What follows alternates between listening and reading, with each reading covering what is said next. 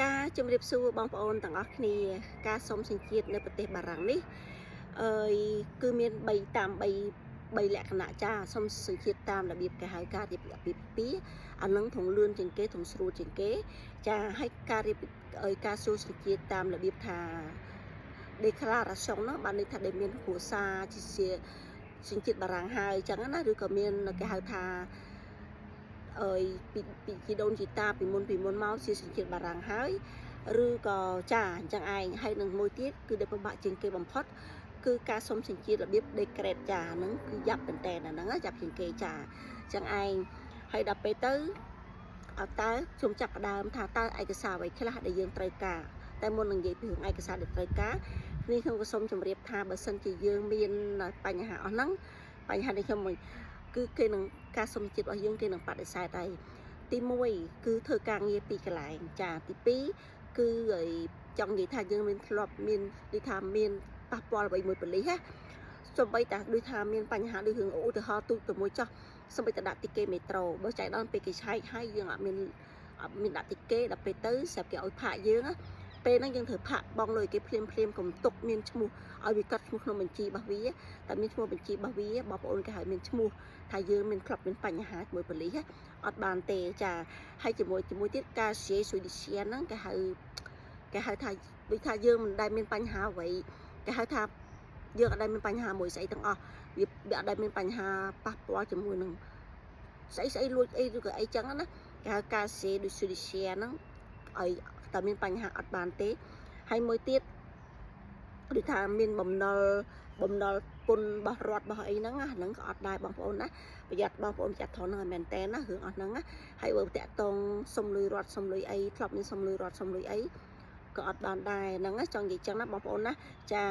ហើយនឹងគឺថាគ្រូមានគ្រួសាររស់នៅប្រទេសវារស់នៅប្រទេសដទៃទៀតអាហ្នឹងក៏អត់បានដែរចាហើយឯកសារដែលគេត្រូវការសម្រាប់សុំសញ្ជាតិហ្នឹង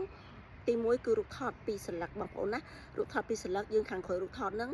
យើងដាក់ថ្ងៃឈ្មោះយើងចង់ទៅឈ្មោះទាំងតកូលទៅហើយនឹងថ្ងៃខែកំណត់របស់យើងណាចាហើយដល់ពេលទៅបន្ទាប់មកគឺមានតាក់តងជាមួយនឹងគេហៅថា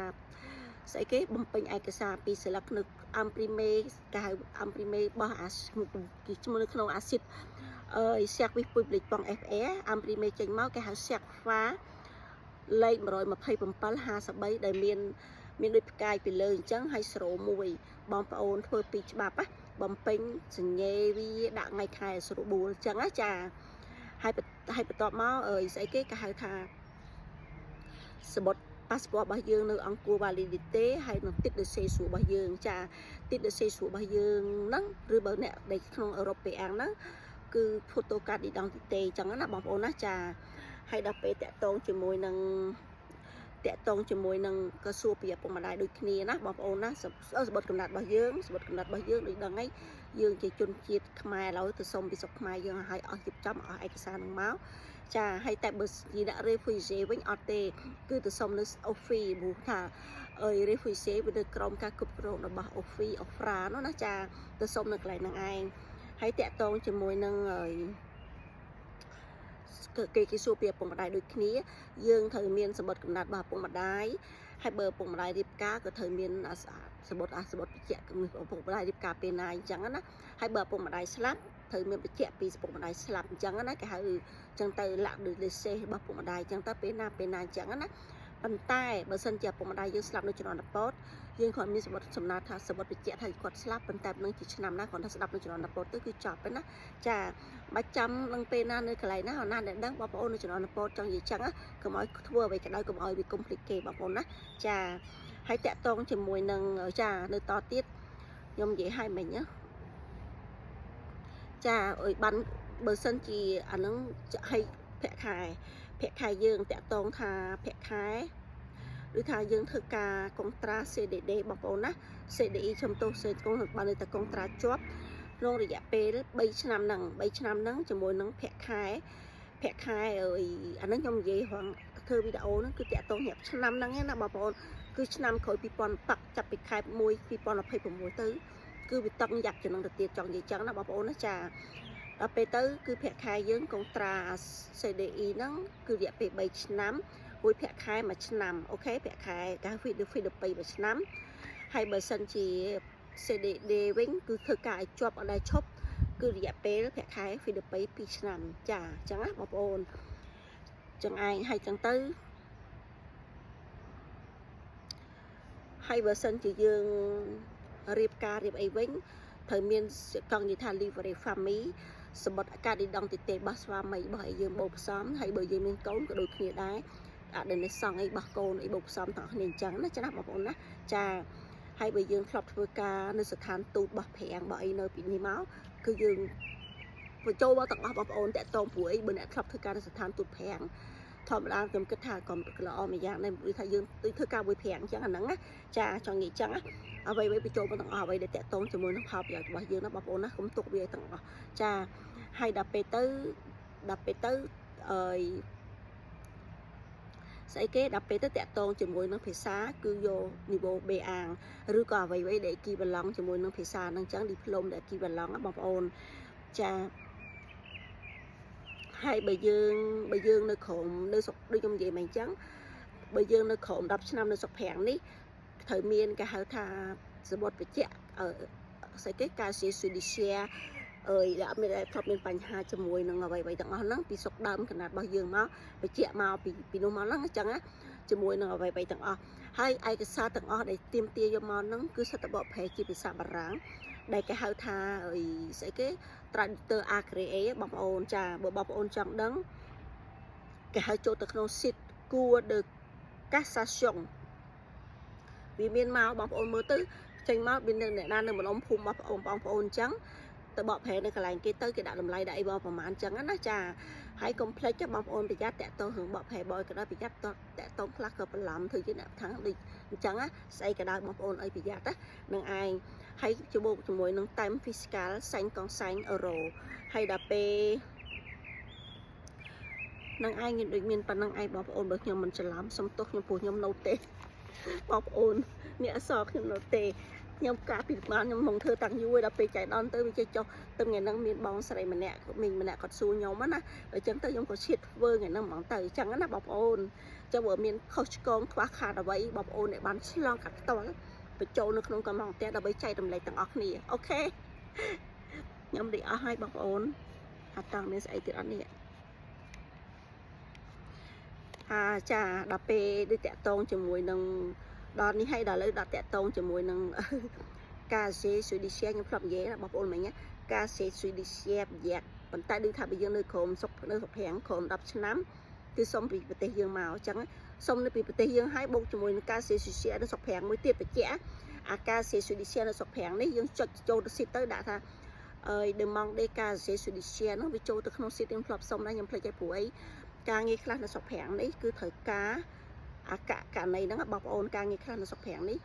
ត្រូវការជា judicial តែប្រហែលឆ្នាំឡើងវា verify តែយើងមានបញ្ហាអត់ចឹងណាតែមានបញ្ហាវាអត់ឲ្យយើងធ្វើការអស់នឹងទេការងារកន្លែងខ្លះនៅស្រុកប្រាំងណាហើយខ្ញុំធ្លាប់ប្រាប់ឲ្យនៅបងប្អូនអ្នកបើកតាបាក់នៅស្រុកបារាំងនេះតតែសញ្ជាតិបារាំងហើយការជា judicial ហ្នឹងអត់មានបញ្ហាទាំងអស់มันអាចធ្វើការនៅស្រុកបារាំងបើកតាបាក់បានណាព្រោះនោះវាបោះរត់ចំទូកុងត្រូលតតែមែនតែនចាអញ្ចឹងណាអូខេខ្ញុំបន្តរឿងដីកសារបស់យើងវិញអាវីដំ position ហ្នឹងអស់សិតអស់សិតត្រូវការបងប្អូនតាក់ហ្វុងសេតាក់ប៊ីតាសុងបើសិនជាយើងជាម្ចាស់ផ្ទះបើសិនជាយើងជាម្ចាស់ផ្ទះគឺត្រូវមានគេហៅថាស្អីគេអាស្អីគេជាបច្ចៈជាស្អីជាម្ចាស់ផ្ទះនោះណាបងប្អូនចឹងចង់និយាយចឹងណាអស់នឹងឯងហើយបូកជាមួយបើយើងអាំប៉ូស៊ីលរវនុយពុនណាពុននៅពុនផ្ទះ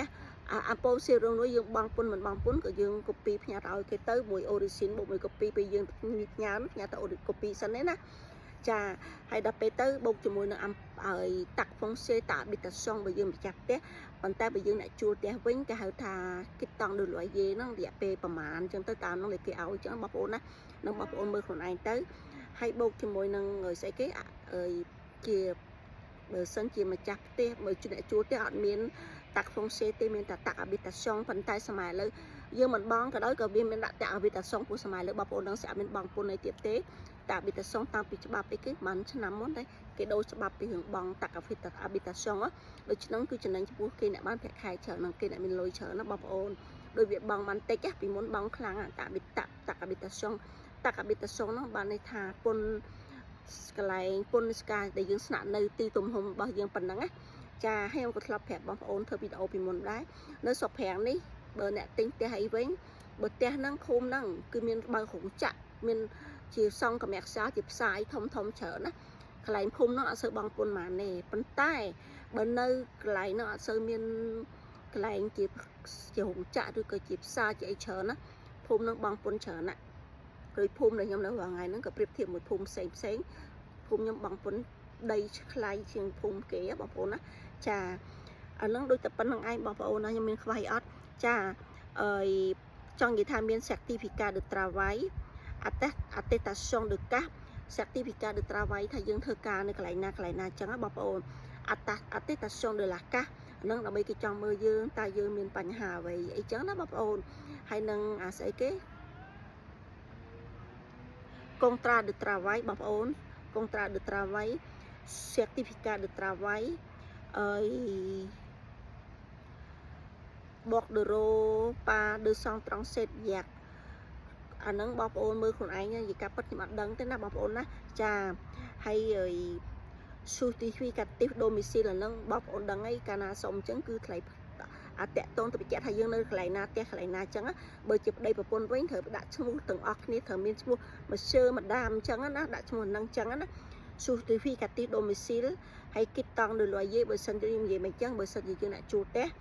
ហ្នឹងហើយកុងត្រាដឺបៃកុងត្រាបានន័យថាកុងត្រាដែលយើងជួលផ្ទះគេប្រហែលអញ្ចឹងណាបងប្អូនចង់និយាយអញ្ចឹងចាហើយដល់កុងត្រាដឺបៃបើយើងអ្នកធ្វើការរស់ស៊ីគឺកុងត្រាដឺបៃហ្នឹងបានន័យថាយើងជួលថ្លៃផ្ទះគេអ្នករស់ស៊ីគឺចឹងឯងមើលអ្នកមិនដូចថាអ្នកគេហៅថានៅស្រុកប្រាំងនេះគេហៅថ្លៃអញ្ចាំងហើយនឹងមៀអញ្ចាំងហើយនឹងអាហ្វុងហ្នឹងដូចអ្នកជួលផ្ទះចឹងណាដូចយើងអ្នកជួលផ្ទះគេយើងជួលតែនៅតែក្នុងផ្ទះហ្នឹងទេដល់ពេលអាអញ្ចាំងអាផ្ទះហ្នឹងមិនបោះម្ចាស់ផ្ទះគេយើងមិនបងលុយគេរាល់ខែចាបើយើងអ្នករស់ស៊ីយើងត្រូវយកអាគិតតង់លើលុយ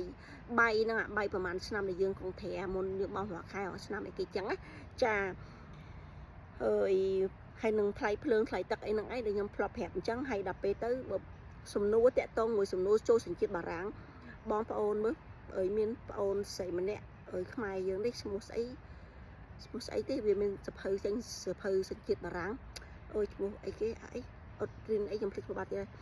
វាចេញសភៅបងប្អូនទិញសភៅបងប្អូនស្រីមើលទៅទិញទៅណាហើយបើស៊ីណងបងប្អូនក៏អាចចូលទៅក្នុងសៀត Amazon ណាក៏អាចកំងទិញសំណួរមាន200សំណួរនៅក្នុង Amazon ក៏បានដែរក៏បានចឹងសំណួរអន្តរជាតិសញ្ជាតិបារាំងនេះចាហើយដល់ពេលនេះខ្ញុំធ្វើបានតិចសំណួរសញ្ជាតិបារាំងឲ្យបងប្អូនចឹងណាចាហើយខ្ញុំប្រាប់ម្ដងទៀត niveau B1 c'est obligatoire អញ្ចឹងមិនអស់ហ្នឹងអ្វីទាំងអស់ហ្នឹងវាមានខ្វះខាតអីខ្ញុំមិនដឹងទេបងប្អូនណាដូចខ្ញុំជម្រាបអញ្ចឹងខ្ញុំមិនមែនសញ្ជាតិបារាំងទេខ្ញុំអត់មានសុំទេដូច្នេះខ្ញុំគ្រាន់តែធ្វើតាមអ្វីដែលខ្ញុំបានឃើញបានសួរមានជនជាតិអារ៉ាប់ម្នាក់ជនជាតិស្អីអាល់ហ្សេរីក៏អីមិនដឹងទេ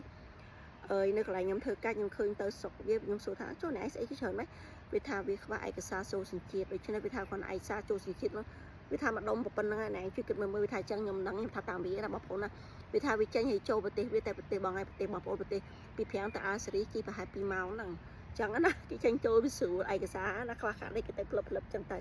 ចាហើយខ្ញុំក៏ចង់ប្រាប់បងប្អូនដែរខ្ញុំឃើញពួកគេណា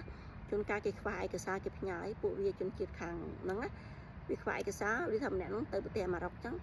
វាសួរថាទៅអាម៉ារ៉ុកតើវាអាចផ្ញើឯកសារប៉ុណ្នេះទៅបានអត់អីចឹងណាបងប្អូនខ្ញុំឃើញទៅក៏មានយ៉ាងដែរ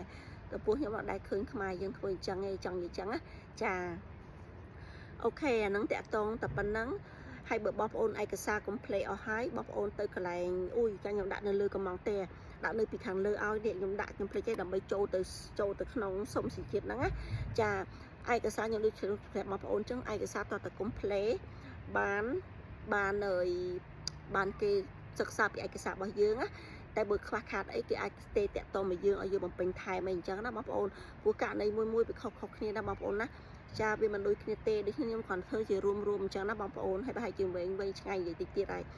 ហើយតាក់តងពីរឿងខ្ញុំនិយាយរឿងការសុំសញ្ជាតិតាមរបៀបរៀបការម្ដងអាហ្នឹងបាច់ប្រពន្ធរៀបការធ្វើការក៏អត់បញ្ហាដែរ តែសំខាន់គេអុបលីកាត័រត្រូវមាន niveau B1 បច្ចុប្បន្នឆ្នាំហ្នឹងណា2025ថ្ងៃហ្នឹងឆ្នាំហ្នឹងមុនចូលដល់ព្រមនិយាយសំនិយាយដូចមានវ៉ាក់ស៊ីនខ្ញុំនិយាយម្ដងទៀតណាប្រពន្ធមិនធ្វើក៏បានការក៏បានដែរអត់បញ្ហាអីទេណាប៉ុន្តែត្រូវមាន niveau B1 អ្វីដែលគេត្រឹមត្រូវហើយដោយថាឈ្មោះនៅក្នុងអាស្អីគេហើយមកចាំដល់រយៈពេល15ឆ្នាំដល់នៅមែននេះគឺថាមិនដូចចង់ថាសុំដាក់ decree ប្រយ៉ាប់ទេណាអត់ទេឲ្យតាវីក៏មាននៅស្រុកប្រាំងពី3ឆ្នាំទៅហើយយកចង់និយាយថាហៀបការមួយគ្នារយៈពេល4ឆ្នាំណា4ឆ្នាំញ៉ាំនៅស្រុកប្រាំងនេះណានៅស្រុកប្រាំងនេះអត់ដែលចេញនៅស្រុកបើដូចថាចេញចូលទៅប្រទេសចេញអត់សូវនៅស្រុកប្រាំងជាប់តរយៈពេល5ឆ្នាំតែបើសិនជានៅស្រុកប្រាំងអត់ដែលបែកគ្នានៅមួយគ្នារហូត4ឆ្នាំណាហើយនៅលើដូចចង់និយាយស្អីក៏ដោយមានឈ្មោះ2នាក់ដូចថាថ្លៃភ្លើងថ្លៃទឹកថ្លៃស្អីក៏ដោយឈ្មោះ2នាក់ចង់និយាយចឹងណាបងប្អូនហើយពីធនាគារក៏ដោយឈ្មោះសិតតែ2នាក់ចឹងណាបងប្អូន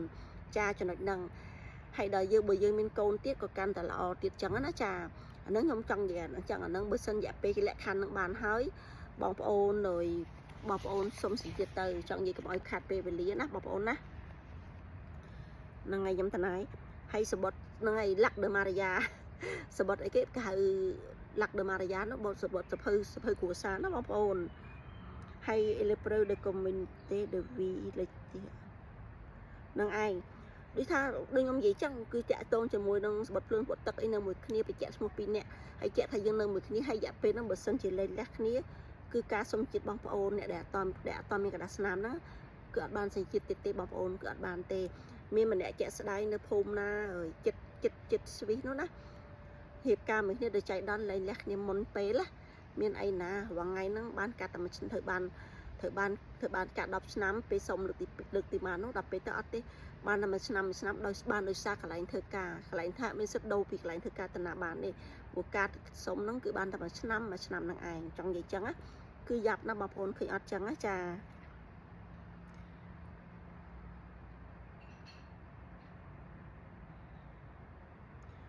ដូចតែប៉ុណ្្នឹងឯងបងប្អូនហើយដូចគ្នាចឹងគឺការសេសុឌីសៀបយ៉ាប់ចឹងឯងបងប្អូនហើយដល់ពេលឯកសាររបស់ប្តីគឺឯកសារស្អីដូចបើជាម្ចាស់ផ្ទះគឺឯកសារដូចតែខ្ញុំរៀបរាប់មិញចឹងស្តៀងគ្នាតែអញ្ចឹងឯងបងប្អូនចា